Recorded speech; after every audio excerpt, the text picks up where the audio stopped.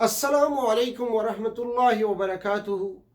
بسم اللہ والصلاۃ والسلام علی رسول اللہ صلی اللہ علیہ وسلم۔ سورہ المائدہ کی چند آیات لیے جو بالخصوص 12 سے 16 دورہ قرآن کے اس پروگرام میں حاضر خدمت ہیں۔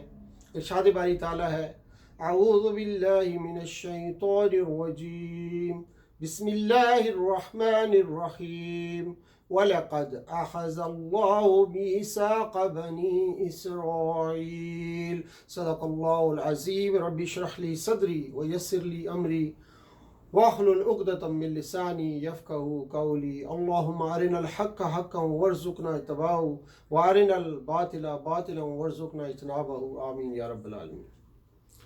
بنی اسرائیل کے 12 قبیلوں میں سے 12 سردار حضرت موسیٰ علیہ السلام نے چن لیے۔ ان کا فرض یہ تھا کہ وہ اپنی قوم پر عہد پورا کرنے کی تاکید اور ان کے اعمال کی نگرانی رکھیں۔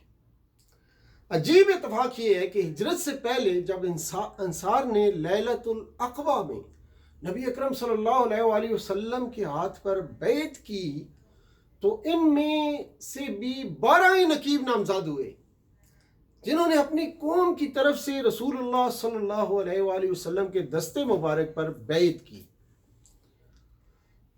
اللہ تعالیٰ نے ان سرداروں سے ان کے ذریعے تمام بنی اسرائیل سے عہد لیا، یعنی نماز قائم کرنا سب سے پہلی بات اس میں تھی، دوسرا زکوٰۃ ادا کرنا، تیسری بات یہ تھی کہ اللہ کو قرض حسنہ دینا۔ نماز قائم کرنا، زکوٰۃ دینا اور اللہ کو قرض حسن دینا۔ اللہ کو قرض حسن دینے سے مراد اس کے دین اور اس کے پیغمبروں کی حمایت کرنا ہے اور اس حمایت میں خرچ کرنا ہے۔ اللہ تعالیٰ نے کسی مجبوری سے نہیں، اپنے فضل اور رحمت سے اپنے اوپر یہ لازم کر لیا ہے کہ وہ چیز تم کو عظیم الشان نفع کے ساتھ واپس کر دے۔ قرض حسن سے مراد یہ ہے کہ اخلاص سے دو اور اپنے محبوب اور مرغوب پاک صاف مال میں سے دو۔ یہ وہ وعدہ کیا کہ اگر تم نے مذکورہ امور کو قائم کر لیا، یعنی نماز، زکوٰۃ اور قرض حسن، تو اللہ تمہیں نعمتیں عطا فرمائے گا، جیسے تمہاری برائیاں تم سے دور کر دے گا، تمہیں ان باغات یا جنتوں میں داخل کرے گا جن کے نیچے نہریں بہہ رہی ہوں گی۔ لیکن بنی اسرائیل نے چن چن کر ایک ایک عہد کی خلاف ورزی کی، کسی قول و قرار پر قائم نہ رہے، جس کا نتیجہ ان کے حق میں بہت برا ہوا۔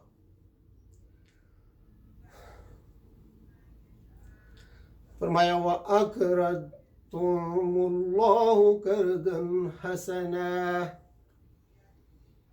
لَأُكَفِّرَنَّ عَنكُمْ سَيِّئَاتِكُمْ وَلَأُدْخِلَنَّكُمْ جَنَّاتٍ تَجْرِي مِن تَحْتِهَا الْأَنْهَارُ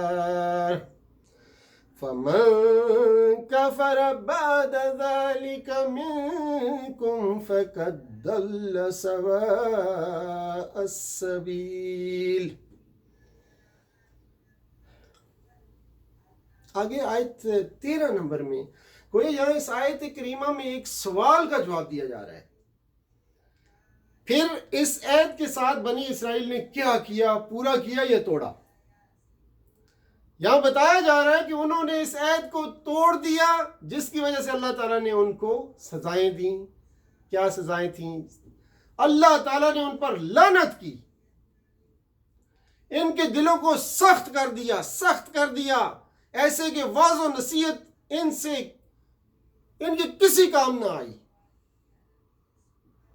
پھر ان دونوں سزاؤں کا نتیجہ یہ ہوا کہ ان میں دو چیزیں پیدا ہو گئیں، یعنی اس ملونیت اور سنگدلی کا نتیجہ یہ ہوا کہ ان کے اندر دو چیزیں پیدا ہو گئیں۔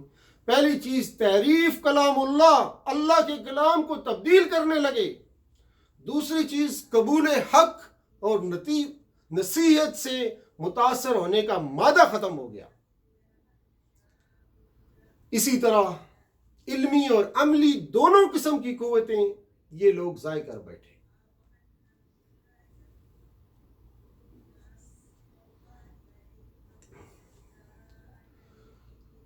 اللہ کی طرف سے کسی پر پھٹکار اور ذلت اور رسوائی کا عذاب بلا وجہ نہیں ہوتا، بلکہ انسانوں کی اپنی کوتاہیوں اور نافرمانیوں کا سبب ہوتا ہے۔ قیامت کے دن جو سزا ملے گی وہ تو ملے گی، لیکن مسلسل سرتابی اور نافرمانی کی سزا جو اس دنیا میں ملتی ہے وہ بھی کچھ کم اہم نہیں ہے۔ یہاں حاملین قرآن کو یہ عبرت دلانا مقصود ہے کہ ایسا نہ ہو کہ شامت اعمال سے تم بھی اپنی صلاحیتیں ضائع کر بیٹھو، تمہارے کان سننے سے بہرے ہو جائیں، تمہاری آنکھیں بھی ہدایت کی روشنی دیکھنے سے اندھی ہو جائیں، اور آپ ہمیشہ ان کی خیانت پر مطلع ہوتے رہیں گے۔ بتایا گیا یعنی ان کی دغا بازی اور خیانت کا سلسلہ آج تک چل رہا ہے اور آئندہ بھی چلتا رہے گا۔ یہود کے بارے میں بتایا جا رہا ہے ان کی سب سے بڑی خیانت یہ ہے کہ انہوں نے ان لوگوں سے حق کو چھپایا جو ان کے بارے میں حسن ظن رکھتے تھے، اور ان کو ان کے کفر پر باقی رکھا۔ اس سے بڑی اور خیانت نہیں ہو سکتی۔ آج بھی جو کوئی اللہ کے احکام کی تعمیل اور ان کا التزام نہیں کرتا تو اس لعنت، اس سنگ دلی اور کلام الہی کی تحریف میں وہ بھی حصہ دار ہوتا ہے۔ آج بھی جو کوئی اللہ کے احکام کی تعمیل نہیں کرتا اور ان کا التزام نہیں کرتا تو اس لعنت، اس سنگ دلی اور کلام الہی کی تحریف میں وہ برابر کا حصے دار ہے۔ اس کو بھی حق اور ثواب کی توفیق نہیں ملتی، وہ بھی ان امور کو فراموش کرنے کا مرتکب ہوتا ہے جن کی اسے یاد دہانی کروائی گئی تھی، اور ایسے شخص کا خیانت میں مبتلا ہونا بھی یقینی ہے۔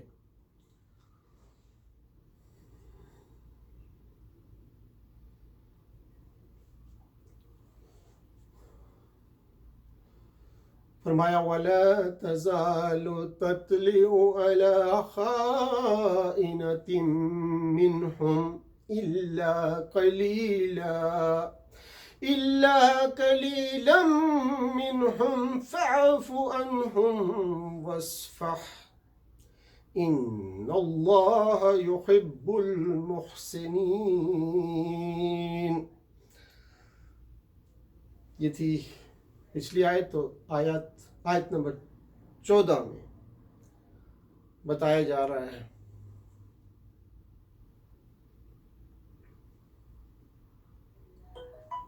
جس طرح ہم نے یہود سے عہد دیا تھا اسی طرح ہم نے نصارہ سے بھی عہد لیا ہے، جنہوں نے بھی اس عہد کو توڑ دیا تھا۔ گویا عہد شکنی اور بے وفائی میں یہ اپنے پیش روؤں سے کچھ کم نہیں ہے، اور ان کو کی گئی نصیحتوں سے کچھ بھی فائدہ نہ اٹھایا۔ انہوں نے جتنی بھی نصیحت ان کو کی گئی ان سے انہوں نے کچھ بھی فائدہ نہ اٹھایا۔ یعنی جب وحی الہی کی اصل روشنی ان کے پاس نہ رہی تو اوہام اور خواہشات کے اندھیروں میں ایک دوسرے سے الجھنے لگے، اور اسی فرقہ وارانہ تصادم سے آخر کار آپس کی شدید ترین عداوت اور بغض پیدا ہو گئے۔ دیکھا جائے تو آج ہمارے زمانے میں بھی وحی الہی کی روشنی چھوڑ دینے کی وجہ سے ہم بھی مختلف فرقوں میں تقسیم ہو گئے ہیں۔ دیکھا جائے تو آج ہمارے زمانے میں بھی وہی الہی چھوڑ دینے کی وجہ سے ہم بھی مختلف فرقوں میں تقسیم ہو گئے ہیں۔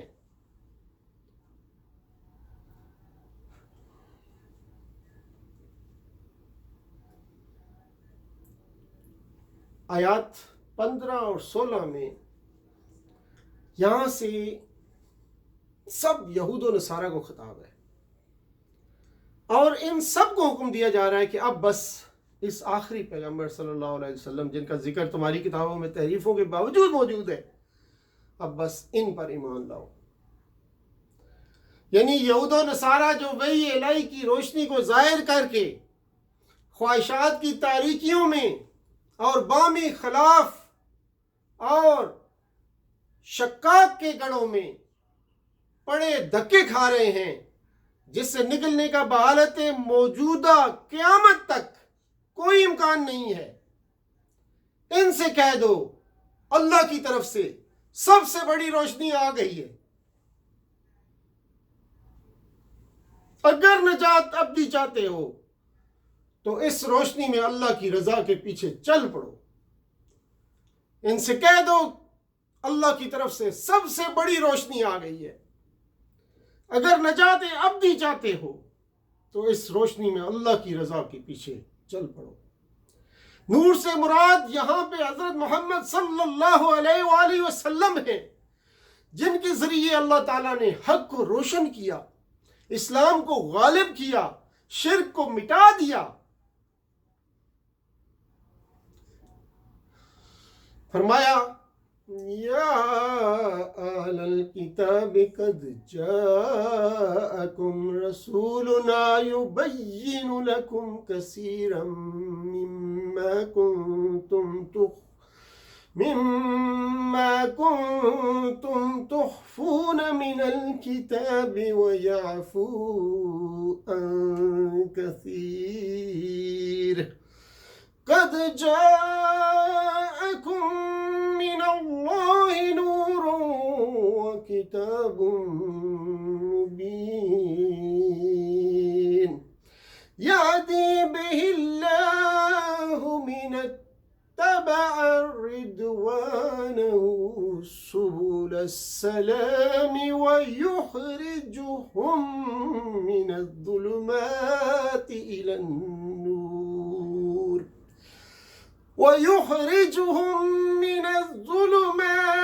إلى النور بإذنه ويهديهم إلى صراط مستقيم۔ یہ تھیں آج کی آیات جن پہ اتفاق کرتے ہیں۔